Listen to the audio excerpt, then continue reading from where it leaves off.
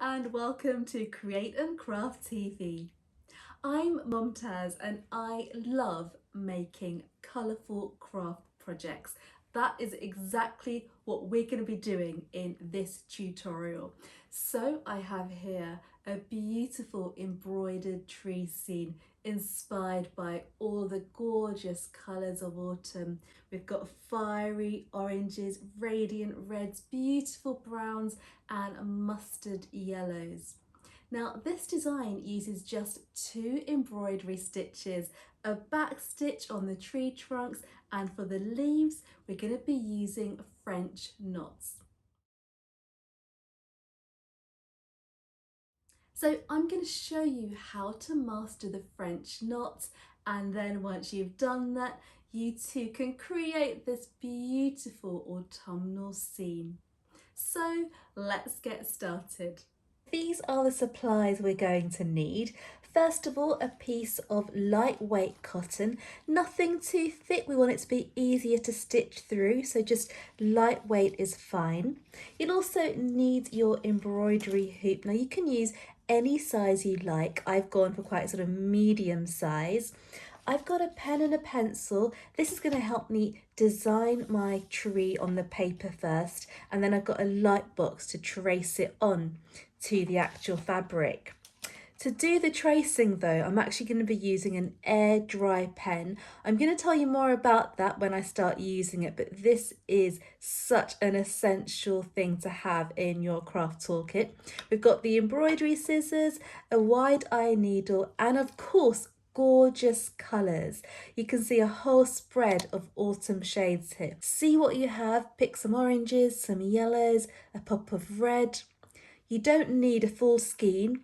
If you've just got small bits of colour, dig those out as well and we can incorporate them into the design. So the first stage is to create our tree design. So I'm just going to go in and draw a couple of trunk lines. Now the thing to remember with trees is that they aren't straight, so you don't need to worry about drawing straights because it just wouldn't look realistic. So we're going to stick with doing just some hand-drawn trees. So the birch tree is identifiable by these gorgeous lines that are on there. So I'm just going to go and draw those in. So I've got my 2 trunks. These are very tall trees. And now it's just a matter of creating a few branches. To give us some guidance, we're just going to draw in where we would like the clusters of leaves to be. So I'm going to have a cluster down here. I want to have a bit more of a cluster up here as well. So here's the paper design. I'm going to lay this onto a light box. Then I'm going to put my fabric on top. And so now I can actually trace my design onto the fabric. I'm just going to always double check. It's always good to just see, okay, so there's my fabric, it's going to be there, fits nicely. Okay, so here goes. This is the air dry pen that I mentioned. These really are like magic because what happens is when you use these pens, they actually evaporate. So the lines evaporate and disappear. So what this means is you can change your mind, you can make mistakes. It really doesn't matter because these lines will help you do your design, but then they will disappear. There's no need for washing. There's no need for trying to find little hacks to remove pen marks. These will go away themselves. Now, the only thing to be mindful of is, yes, they do disappear. So if you put your embroidery down and leave it for a couple of days, you might come back and see that your design has disappeared. So the way I deal with that is I will do my pen marks, say in the morning. I'll do a bit of my design. And then at the end of the day, I'll actually just go over the pen marks. So that means when they start to vanish, start to disappear, if you've actually topped them up, they will have to sort of start to vanish again. And it means when you wake up in the morning, they'll still be there. They might be a bit faint, but they haven't vanished completely. So do try doing that. So the fabric has now been transferred into the embroidery hoop. Now I showed you all the gorgeous colours, these gorgeous autumnal shades earlier, but for our trunks, I'm actually going to use a black. And the reason is that this will stand out. It will really make the other colours pop. I have taken my embroidery floss and I have actually split it. So I've split it, so we've got 3 threads. So that's half, it's going to be much thinner. And we're going to be doing a back stitch just along here. So this is how we do the back stitch. I'm just going to go up, pull that through,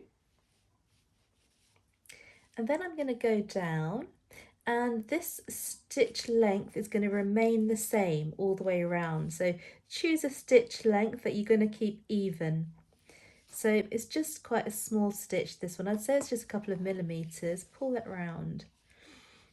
Okay, and then we're going to come up, so at that same distance.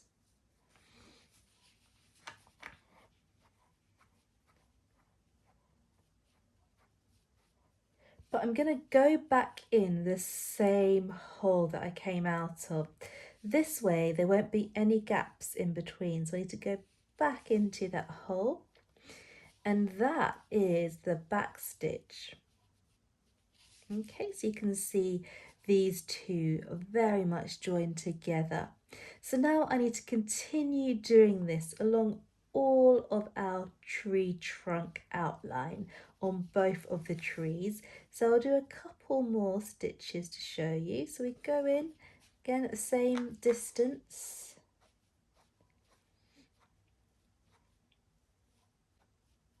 Then we go back down exactly in the same hole that we came up from. Now the trunk outlines are in place, it's time to just do a few small stitches for the markings on the birch tree bark. So these are just going to be individual stitches. I'm going to come up at the end of where I want the stitch to end and go in to the edge. I'm actually going to go through the nearest hole rather than create another hole. So you can actually use your pen marks as guides, however you might find you want to add a few more. I've decided I want another one here. If there isn't a hole, then you don't need to, but if there is a hole, try and go through it. It will look much smoother.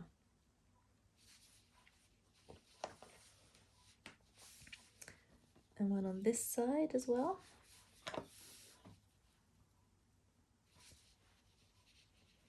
So just keep these as single stitches. There's no need to do more than that because it is quite a narrow section. So just complete all your lines, go down across both trees and make all of these gorgeous detail markings. So the birch tree trunks are now complete, and we've still got our outlines, which is our guide for where our leaves are going to go. But to make it even less daunting, we're actually going to be adding in some dots drawn with the pen to indicate where we want our initial French knots to go. This is going to make it much less scarier to complete all of these sections and will just give us some focus. So just going to take the pen and literally just going to draw some dots in each of our areas. This is where we want to be stitching a French knot, and then we can go in and fill in after. So the technique for French knot will take a little bit of practice, but you've got lots and lots to do. So we're actually going to go in through the center of one of our dots and then pull the yarn, pull the floss through. Okay, and this is how we're going to do our French knot. So that's our length of thread. I'm going to pop the end of my needle very close to where the thread comes out. Then I'm going to wind it around 3 times. 1, 2, 3. Then I'm going to go in, not in the hole that I started from, but just close by it. I guess just to the left of it. I'm going to go straight in there and I'm going to pull it out through. And there's our first French knot.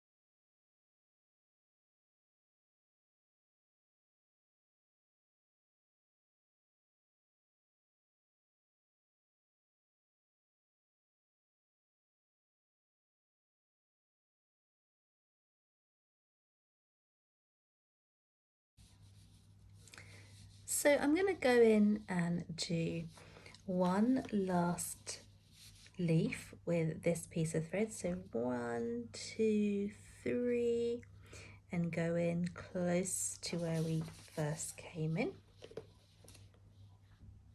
Okay, and now I think I've got, okay, I think I'll do one more. So of course we're going to wind 1, 2, 3, go back down. Okay, and now I've actually come to the end of my thread where I feel I can't do any more. So instead of tying a knot, we're actually just going to go in to the other stitches and then cut it off. So when you get to the end of the thread, don't tie another knot because it just becomes too bulky. We just do the knot when we first have our thread at the end of our thread, but when we come to tying off, we actually just go in and out a couple of times and it's a much neater finish. So I've now got my oranges in 2 sections. I'm going to go ahead and fill some oranges in to the other areas of the tree.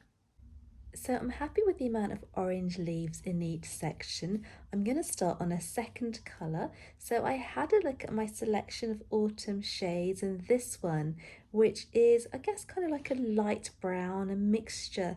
It's that middle ground between the orange and the brown, and I'm going to do that one next. I just want to show you a bit of troubleshooting.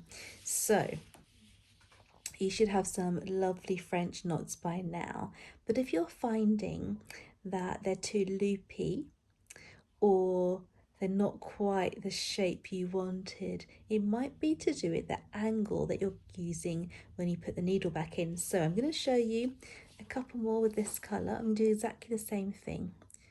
I'm going to go up through the top.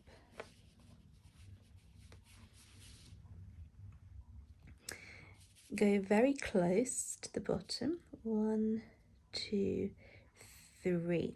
So when we go back in, if your needle is at an angle, it'll end up being a bit loopy. So a top tip is to go straight down. So rather than an angle, you're actually going straight in a straight line down, and you'll end up with a much neater French knot, just like this one. So we've got that nice tight finish. So I'm going to keep going around in this colour again. So I've done orange in each section, and now I'm going to use this colour in each section. I'm just going to do a few, and I'm just going to go with my intuition. It doesn't need to be the exact same amounts. We're going to be building this up, we're going to building up with lots of different colours. So this is really just an initial fill-in. You can just do the edges, you might want to do just a couple here, a couple there. Just follow your intuition with the colours, bringing in this softer shade all the way around your trees. So now our design is taking shape with two colours. And for the third colour, I'm actually going to pick a colour that I want to do all the remaining spots in. So this will be one of our main colours of our leaves. And looking at the colours I've got, I think I might go for this softer orange. So now I've got three colours and the trees are really coming together. The next stage is to actually build up and fill in the gaps and create the shape around the edges of the trees. So you can see I'm now on to the final few stitches. I've combined all the different colours to look like the leaves of an autumn tree, and I'm just going to now do this final bit before I show you how to finish off.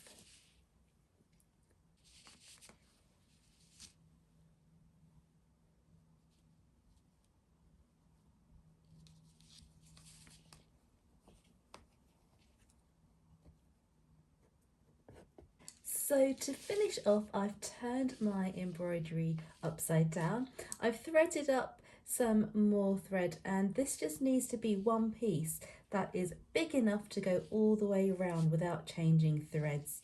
So we're just going to go in, and the idea is to do a wide running stitch all the way around, and this is probably just around a centimetre in from the edge of the hoop.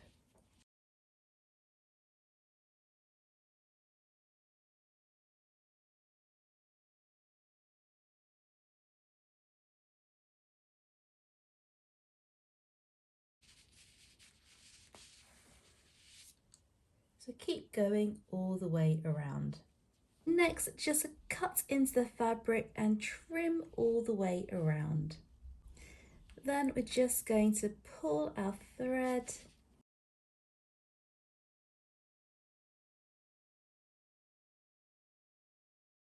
When you get to the end, you can tie a knot with the two ends, then turn it around for your finished gorgeous French knot autumn tree.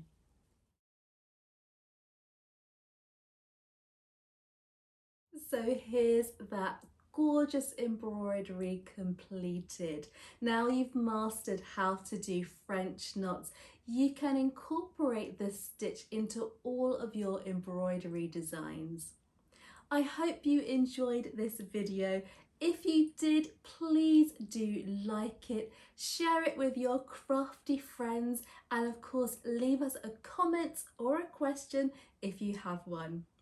Keep watching Create and Craft TV live and over here for more inspiration for creative projects you can try at home.